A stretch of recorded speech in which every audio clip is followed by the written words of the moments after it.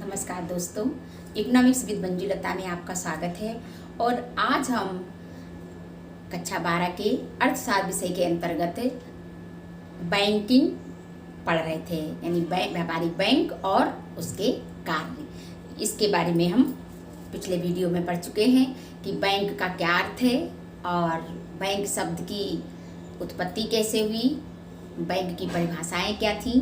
इस जो ये टॉपिक थे इनके बारे में हमने विस्तार से चर्चा की थी और हमें उम्मीद है कि आप लोगों ने पूरी तरीके से अपने नोट्स बना लिए होंगे और पूरी तरह से उनको याद भी कर लिया होगा। और अब आप आगे के टॉपिक के लिए तैयार हैं, जिसका नाम है बैंकों के कार्य। ठीक है, तो बैंक यानी व्यापारिक बैंक के क्या कार्य होते हैं, तो देखिए मैं आपको आज इसके बारे में पढ़ाऊंगी। है व्यापारिक बैंक के कार्य क्या हैं, इसके बारे में हम आज इस टॉपिक के बारे में हम आज चर्चा करेंगे, इसके हम अध्ययन करेंगे और जानेंगे हम कि व्यापारिक बैंक के क्या कार्य होते हैं। तो चलिए आ जाते हैं हम व्यापारिक बैंक के बारे में हम जान लेते हैं कि व्यापारिक बैंक के क्या क्या कार्य हैं। देखिए ये हमने डायग्राम बना रखा है यहाँ व्यापारिक बैंक के कार्यों के।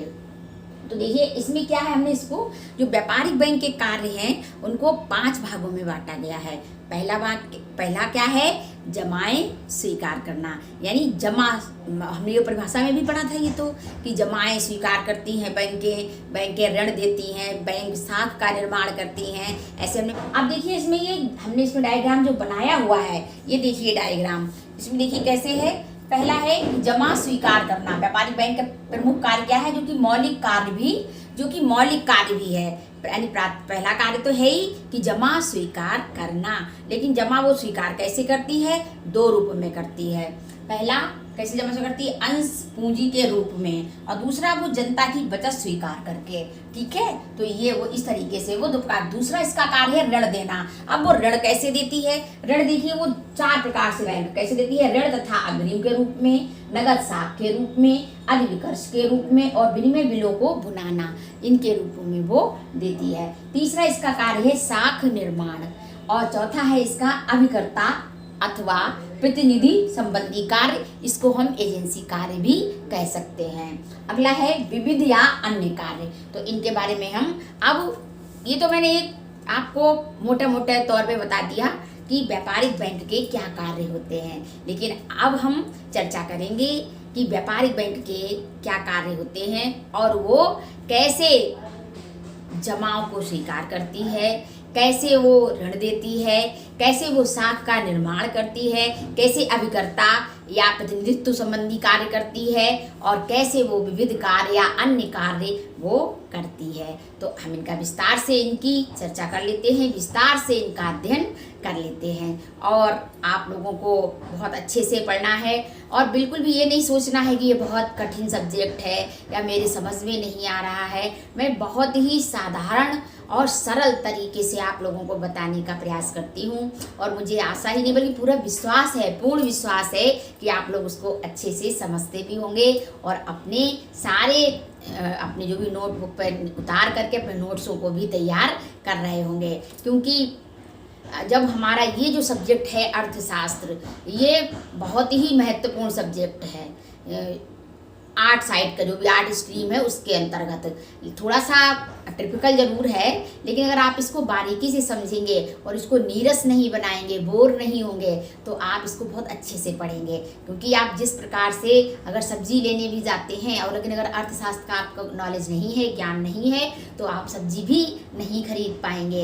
लेकिन हम आपको इतने साधारण शब्दों में बताते हैं, इतने अच्छे से शब्दों में बताते हैं, सीधे और सरल शब्दों में, कि आप इनको आसानी से समझ सकें। तो मुझे उम्मीद है कि आप मेरी उम्मीद पे खरा उतरेंगे और बहुत मन लगा के पढ़ाई अपनी करेंगे। तो आज आइए हम इनको विस्तार से इनकी चर्चा कर लेते हैं। बैंक के जमा कैसे स्वीकार करती हैं, इसको हमने आपको बताया अभी भी बिल्कुल, और अब मैं इसको विस्तार से इसका एनालिसिस करेंगे व्याख्यात्मक रूप से। देखिए अंश पूंजी के रूप में बैंकें क्या करती हैं कि बैंकें जब नई बैंक खोली जाती है या न्यू बैंक होती है तो क्या करती हैं, वो अपने अंश पत्रों को विक्रय करती हैं किस, और उनसे वो जो प्राप्त धन होता है वो जमाओं के रूप में स्वीकार करती है। जैसे कि अंश पत्र अपने उसने बेचे तो वो क्या करती है, वो जनता को बेचे और उनसे उसने पैसे को प्राप्त किया। और ये मुख्यतः कौन लोग होते हैं, ये बैंक के स्वामी होते हैं या उसके प्रबंध समिति में प्रत्यक्ष या अप्रत्यक्ष रूप से सम्मिलित रहते हैं। तो यानी जब भी कोई बैंक अपना व्यवसाय प्रारंभ करता है तो वो क्या करता है, अपने निश्चित अंश पत्रों को विक्रय करके प्रारंभिक पूंजी को प्राप्त करता है। और ये अंश पत्र के जो विक्रेता होते हैं या बेचने वाले होते हैं, ये लोग कौन होते हैं, ये बैंक के स्वामी होते हैं अथवा उसके प्रबंध समिति में प्रत्यक्ष या अप्रत्यक्ष रूप से सम्मिलित रहते हैं। तो ये अंश पत्रों को बेच करके, देखिए जैसे यहाँ अंश जो है पूंजी के रूप में प्राप्त करते हैं। दूसरा है जनता की बचत स्वीकार करके, क्योंकि ये जो बचत जमाएं स्वीकार करते हैं तो ये बैंक का मौलिक कार्य है, क्योंकि ये जनता से जमाएं स्वीकार करते हैं। और कैसे सब जमाएं स्वीकार करते हैं, ये किसी भी बैंक की प्रतिष्ठा इस बात पर निर्भर करती है कि उसको निक्षेप करने की क्षमता उसकी कितनी है, यानी जमा करने की क्षमता उसकी कितनी है। तो ये अब चूँकि अब ये जनता की जब जमा स्वीकार करते हैं, जनता की बचतें स्वीकार करते हैं, तो इसके लिए ये क्या करते हैं, इसके लिए ये मुख्यतः कई प्रकार के खाते खोलते हैं। सबसे पहला खाता ये कौन सा खोलते हैं, बचत खाता। तो इसे कई प्रकार के खाते खोलते हैं, तो उसमें पहला खाता कौन सा है, बचत खाता। कौन सा हुआ, बचत खाता। इसको क्या कहते हैं, सेविंग अकाउंट। इसे सेविंग अकाउंट भी बोलते हैं। ठीक है, अब ये सेविंग अकाउंट क्या होता है, ये क्या करता है, ये जो होता है ना, ये उनके लिए होता है जो जैसे कि नौकरी पेशा वाले हैं या बहुत छोटे लोग हैं, छोटी छोटी बचतें करते हैं ये लोग, और वो बैंक में अपने पैसे को जमा करते जाते हैं। छोटी छोटी बचतों को जमा करते हैं बैंकों में, और बैंक उन्हें थोड़ा सा ब्याज देती है एक निश्चित अवधि के लिए। देखिए ब्याज वो देती है, लेकिन चालू खाता से तो ज़्यादा देती है, लेकिन इतना ज़्यादा भी नहीं देती है जितना वो फिक्स डिपॉजिट खाते में देती है। जो कि खाते के 5 प्रकार होते हैं, अभी मैं बता रही हूँ 1 बाय 1 करके। पहले मैंने बताया है बचत खाता। अब बचत खाता क्या होता है, इसके बारे में हम लोग चर्चा कर रहे हैं। इसके बाद हम करेंगे चालू खाता, यानी नंबर दूसरे पे क्या है, चालू खाता। इसको क्या बोलते हैं, करंट अकाउंट। देखिए जैसे इसका नाम से ही पता चल रहा है कि ये करंट है, यानी ये लगातार चलता रहता है। लेकिन खाता होता है वो होता है सावधि, यानी इसको बोलते हैं फिक्स डिपॉजिट।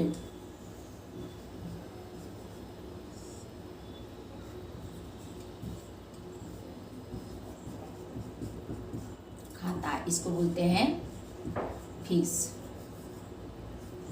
डिपॉजिट।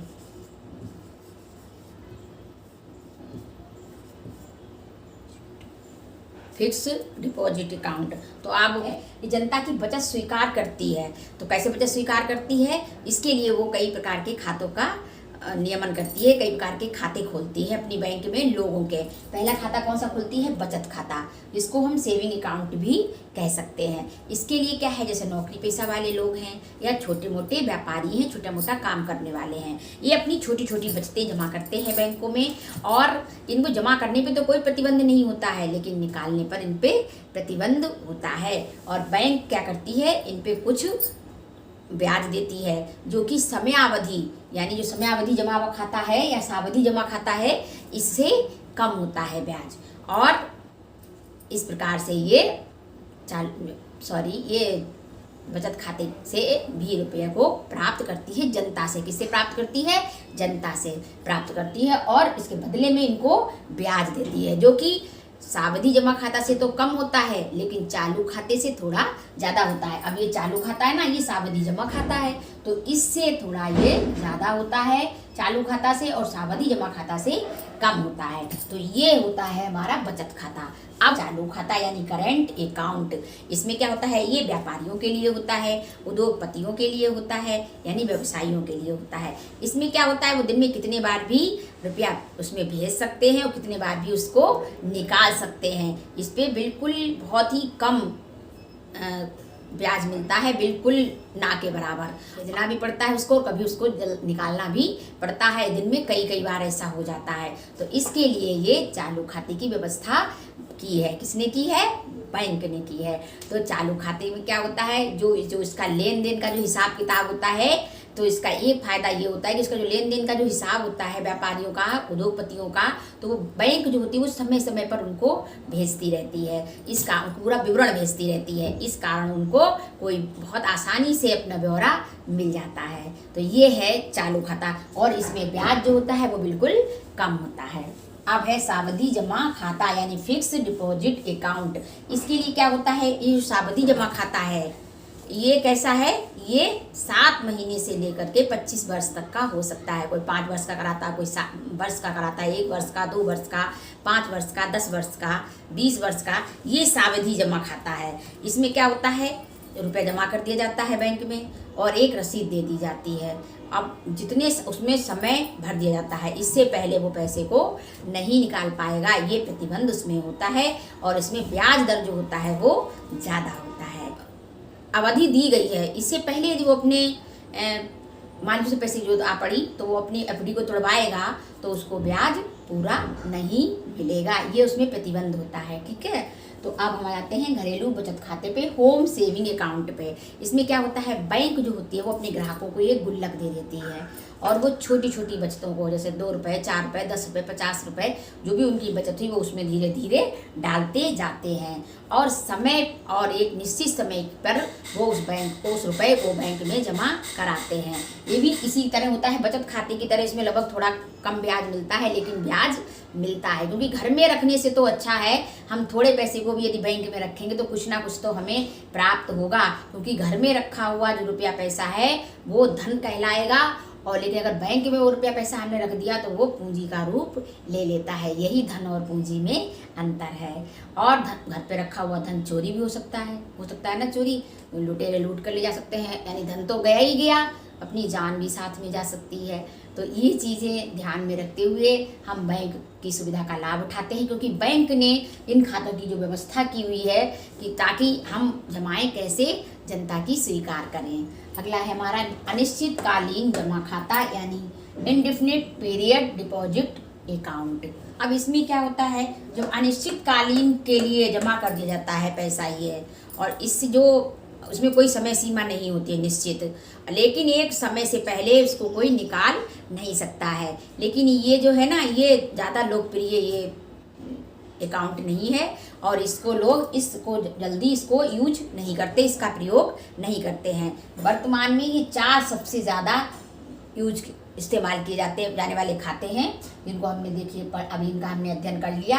अब जो बैंक जो है वो जमाएं 2 रूप में स्वीकार करती है। किसमें, एक तो मांग जमाएं, एक समय जमाएं। मांग जमाएं कैसी होती हैं, जब भी जमा करने वाला मांग उनकी करता है अपने पैसे की तो वो उनको देना पड़ेगा।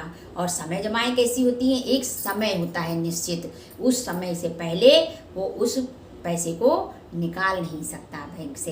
तो ये 2 प्रकार की जमाएं होती हैं बैंकिंग शब्दावली के अनुसार, जो कि ये बैंक अपने यहाँ जमा कराती है। लेकिन इसके लिए ये 4 प्रकार की जो खातों की व्यवस्था की है बैंक ने, इन खातों के अनुसार, यानी है तो 5 प्रकार की, लेकिन 4 प्रकार के ज़्यादा इस्तेमाल किए जाते हैं खाते।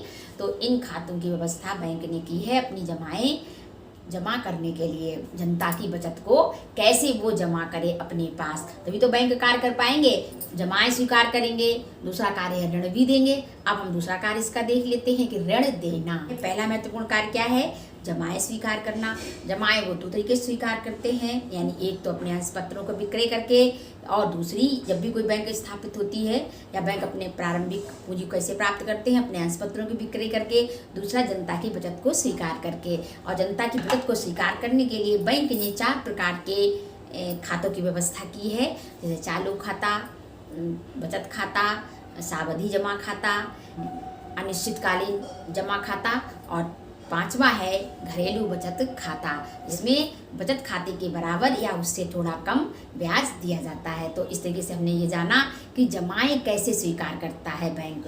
और अब वो जो जमाएं जब जो जनता उसमें जमा कर रही है रुपए, तो ये किस पर निर्धारित होता है? बैंक की क्षमता पर, यानी जमा क्षमता पर, निक्षेप क्षमता पर ये होता है स्थापित, या ये बैंक की क्षमता पर आधारित होता है कि बैंक कितनी जमाओं को स्वीकार करने की क्षमता रखती है और फिर वो ऋण भी देती है।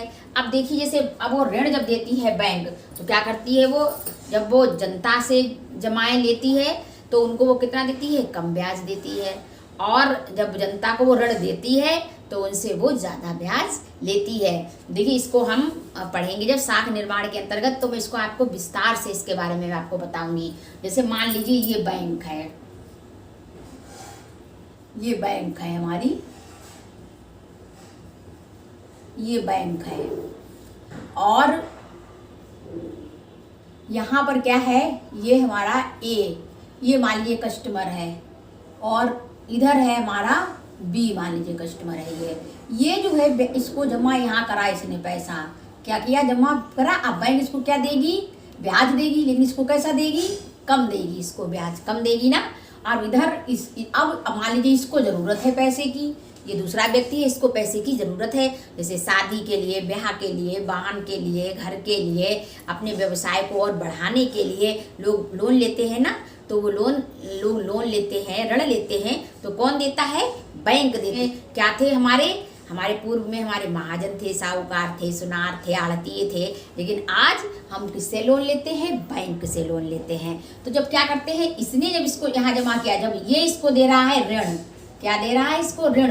तो ये कितना ब्याज ले रहा है? इससे अधिक ब्याज ले रहा है, यानी ज़्यादा ब्याज इससे ले रहा है। यहाँ मान लीजिए इसने इसको दिया 3% या 4% दिया, मान लीजिए 4% दिया, और यहाँ कितना ले रहा है? 11 ले रहा है, 12 ले रहा है, जितना, या 8% ले रहा है। होम लोन वगैरह जो लेते हैं, ये लंबे समय के लिए देते हैं, तो ये बैंक करती है। समझ गए ना आप कैसे? कि ये बैंक से जब एक व्यक्ति ने यहाँ पर जमा किए पैसे, उसी पैसे को उठा करके इसने इसको दे दिया, यही तो इनकी कमाई का जरिया है ना। इसी प्रकार से तो ये कार्य करते हैं, क्योंकि अगर बैंक में केवल जमा होता रहे तो ये नहीं होगा, ऐसा कार्य नहीं हो सकता है। इन्हें ऋण दे करके अपनी आमदनी को बढ़ाते भी हैं, है ना।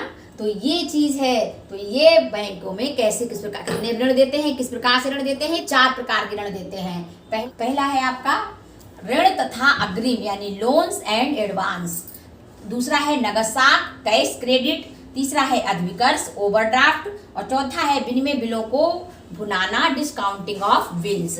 एक निश्चित धरोहर के रूप में संपत्ति या परिसंपत्ति को रखती हैं, किसी न किसी को उसका जमानती भी तो बनाती हैं, तभी तो लोन देती हैं, ताकि ये सुरक्षित रहें लोन और वो वापस उनको ले सकें। या जिस ऋणी को उसका खाता अपने बैंक में खोल लेती हैं और उसमें वो पैसा डाल देती हैं। एक निश्चित राशि जो भी उसने मांगी है लोन, वो उसको जमा उसमें कर देते हैं। अब जिसे ऋणी क्या करता है?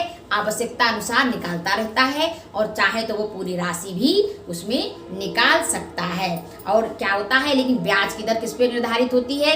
कि ऋण का क्या उद्देश्य है, ऋण किस लिए लिया गया, ऋण की अवधि कितनी है, या धरोहर जो उन्होंने रखी है वो कैसी है, ग्राहक की साख कैसी है, ये सब चीज़ें वो देखते हैं। यानी ऋण का उद्देश्य क्या है, ऋण की साख कैसी है, धरोहर क्या रखी गई है, और अवधि कितनी है, यानी समय कितना है लेने का उसका ब्याज। इस प्रकार से उसकी EMI बांध देते हैं और वो उससे अपने ब्याज के रूप में भी पैसे लेते हैं, उसका मूल रूप भी लेते रहते हैं। तो ये हो गया ऋण तथा अग्रिम।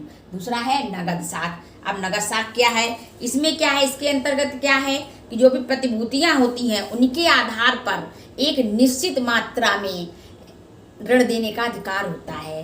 अब इसमें क्या करते हैं कि आवश्यकता अनुसार जो ऋणी होता है वो अपनी आवश्यकता अनुसार एक निर्धारित सीमा तक बैंक से रकम लेता रहता है तथा वो वापस करता रहता है। तो इसमें क्या होता है, बैंक केवल उसी रकम पर ब्याज वसूल करती है जिसको ऋणी ने अपने पास रखा हुआ है वो उसको नहीं जमा लेती है जिसको बैंक में ऑलरेडी जमा हुआ है। और कभी कभी ऐसा होता है कि बैंक जो होती है वो नहीं निकाली, जैसे ऋणी ने रकम, तो वो 1 या आधा % उस पर शुल्क भी वसूल करती है, क्योंकि उसको वो रकम हमेशा बैंक को वो रकम हमेशा तैयार रखनी पड़ती है अपने ग्राहक के लिए।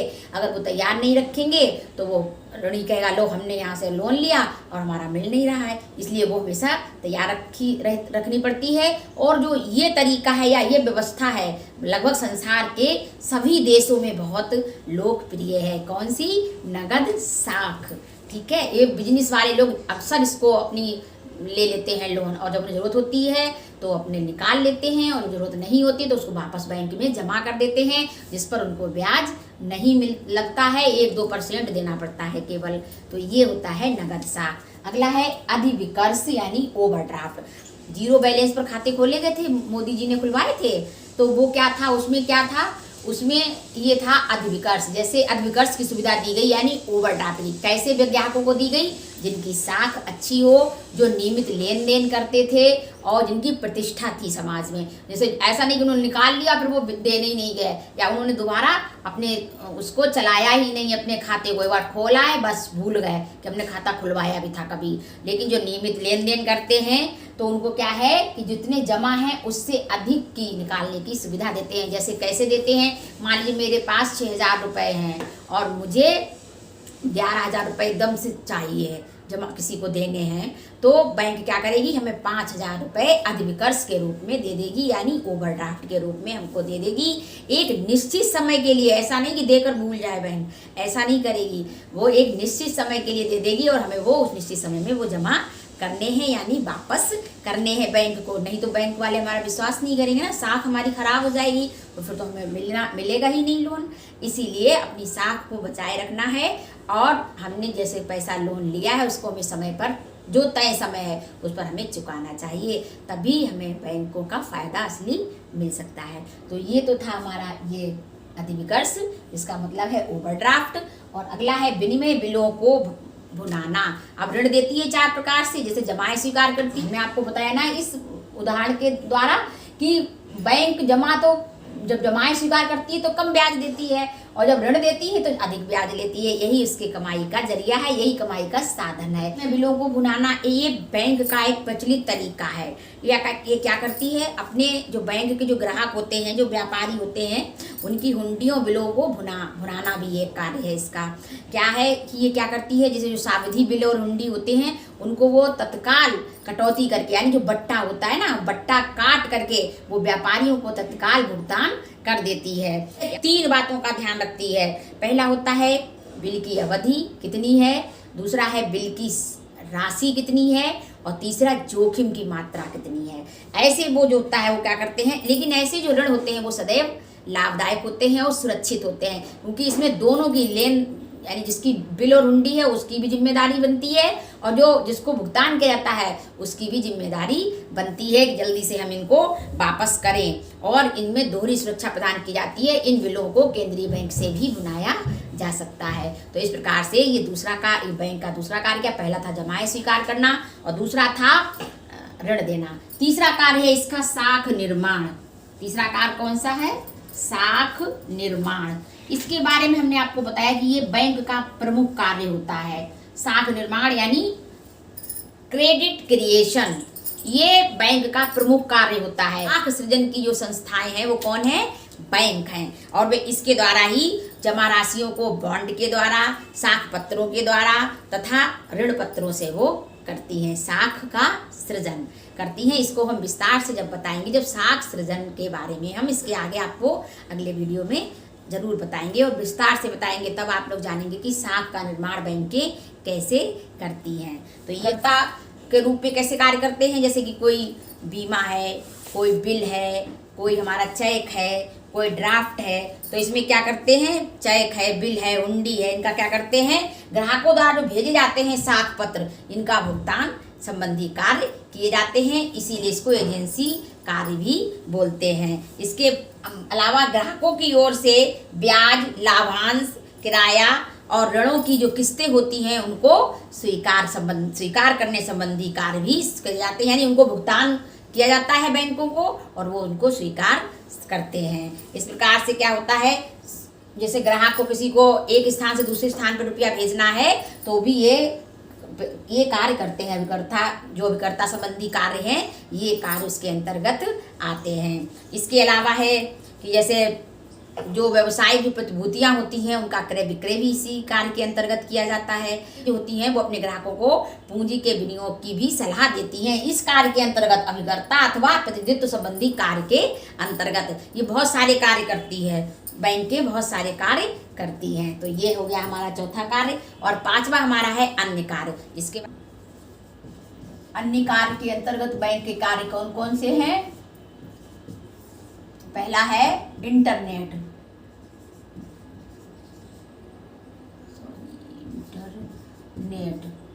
और दूसरा हमारा कौन सा कार्य है? दूसरा है हमारा मोबाइल बैंकिंग।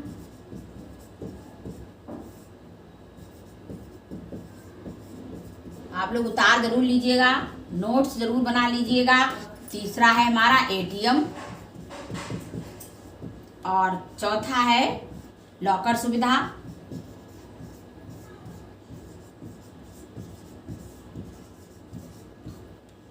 और हमारा पांचवा है क्रेडिट कार्ड सुविधा।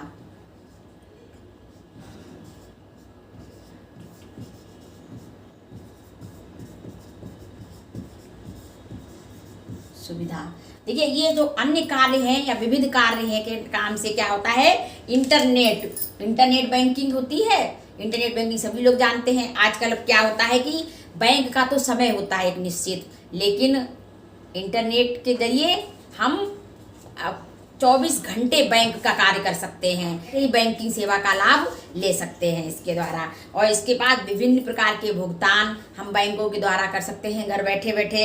इसके लिए क्या होता है, एक लॉगिन आईडी देती है बैंक और पासवर्ड देती है, जिसको और जो कि पूर्णतया गोपनीय रखा जाता है। तो क्या है, ये हम 24 घंटे इसका इस्तेमाल कर सकते हैं। बैंक का समय क्या है, 10 से 4 है, लेकिन इसका हम 24 घंटे इस्तेमाल कर सकते हैं। और दूसरी चीज़ है हमारी मोबाइल बैंकिंग। ये भी इंटरनेट की ही तरह है। इसमें भी क्या होता है, गूगल प्ले पे जाकर के हम प्ले स्टोर से हम एक बैंकिंग ऐप डाउनलोड करेंगे, तब इसमें भी हमें एक यूज़र आईडी मिलेगी और एक पासवर्ड दिया जाएगा, जिसको किसी को भी ना बताने के लिए बोला जाएगा, जिसको पूर्णतया गोपनीय रखा जाएगा। इसके माध्यम से भी अपने चेक बुक हमारी खत्म हो गई, चेक की हम अपनी बुकिंग करा सकते हैं। हम अपना अकाउंट देख सकते हैं, कितना हमारी शेष रकम रह गई, कितनी निकल गई, इसके माध्यम से हम जान सकते हैं। और अब हमारा एटीएम की आप फुल फॉर्म, अगर आपसे कोई पूछे 1 नंबर के प्रश्न में कि एटीएम की फुल फॉर्म क्या है, तो आप कहेंगे ऑटोमेटिक टेलर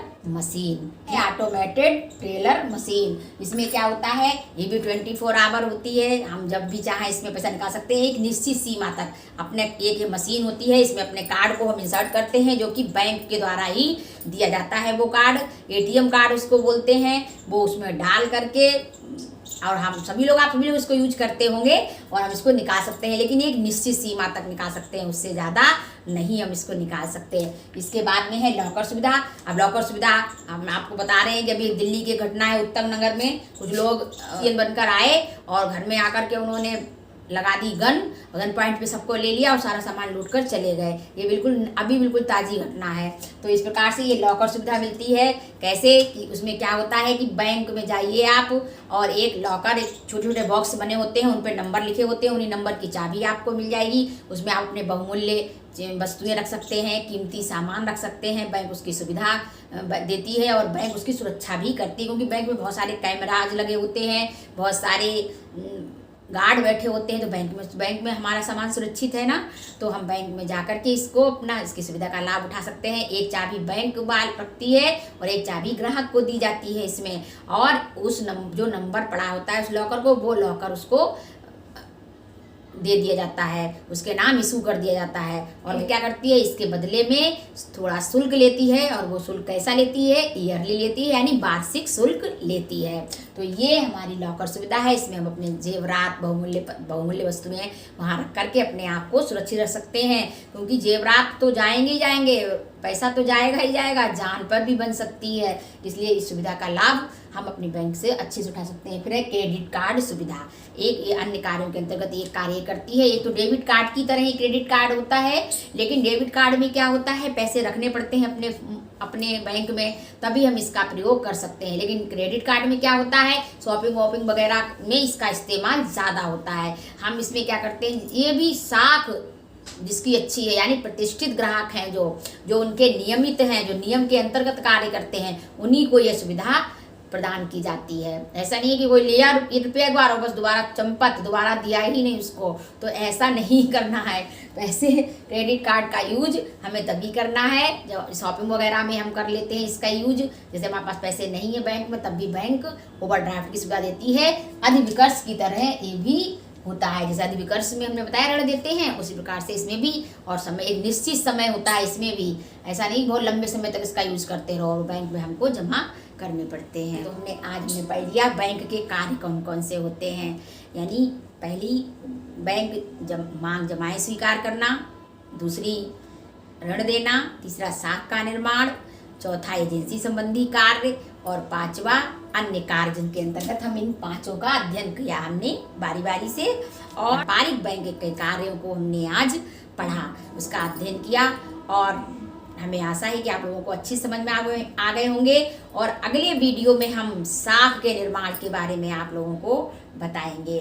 और आज के लिए बस इतना ही। फिर एक बार अपने नोट्स को आप जरूर तैयार करते रहेंगे और लर्न भी करेंगे, क्योंकि ये जो विस्तृत उत्तरीय प्रश्न आएंगे उसमें व्यापारिक बैंक आ सकती है। तो इसको छोटे छोटे भी प्रश्न आएंगे कि जैसे चेक कितने प्रकार के होते हैं। मैंने आपको इससे पिछले वीडियो में बताया था कि चेक 2 प्रकार के होते हैं, एक बीदर चेक होता है और एक क्रॉस चेक होता है। बीदर चेक यानी वाहक चेक वो चेक होता है जिसमें किसी व्यक्ति का नाम लिखा होता है। कि जैसे मान लीजिए ये चेक है और इसमें नाम लिखा है मंजूलता, तो ये मंजूलता को मिल जाएगा नगद रूप में। ये चेक है वाहक चेक। लेकिन अगर इसी में 2 ऐसे रेखाएं जो खिंची हैं, इसको रेखांकित चेक या क्रॉस चेक बोलते हैं। तो इसमें क्या होगा, नाम तो ये मंजूलता का लिखा है, लेकिन कोई नगद पेमेंट नहीं होगा। ये कैसे होगा, इनके खाते में पैसा जाएगा। तो आप लोग समझ गए, जैसे पूछा जाए आपसे चेक कितने प्रकार के होते हैं, तो चेक 2 प्रकार के होते हैं, एक वाहक चेक, एक रेखांकित चेक। और चेकों में अंतर कैसे होता है,